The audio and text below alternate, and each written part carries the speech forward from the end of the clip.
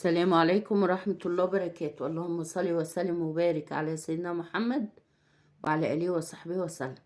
هعمل معاكم النهاردة سلطة طحينة اقتصادية بمعلقتين طحينة بس. هعمل معاكم كمية وفيرة تكفيكم ان شاء الله. هجيب حلة احطها على النار، نار هادية. حطيت كوباية مية وحطيت نص معلقة ملح، وهحط معلقتين كبار دقيق، وادوب بقى الدقيق ده في المية بمضرب سلك. مش عايزة طبعا اي كلاكيع في الدقيق. افضل ادوب لغاية لما اتأكد ان الدقيق كله داب مع المية كويس،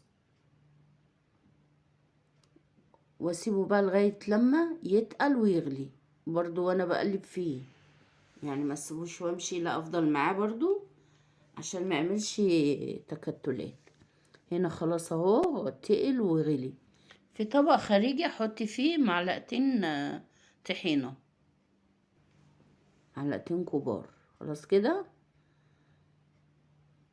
واروح حاطه نص معلقة ملح ونص معلقة توم مفروم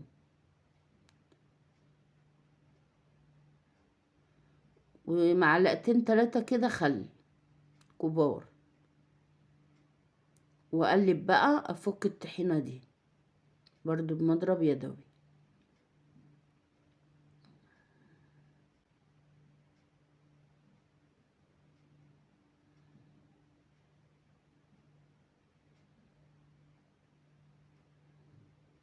هحط بقى نص كمية الدقيق اللي انا كنت مخففاها بالمية على النار، واقلب برضو بالمضرب. احط النص التاني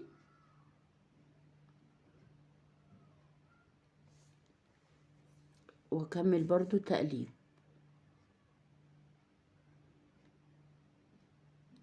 النتيجة بتبقى جميلة جدا والله العظيم. يعني انا جربت الطريقة دي، طريقة في منتهى الجمال.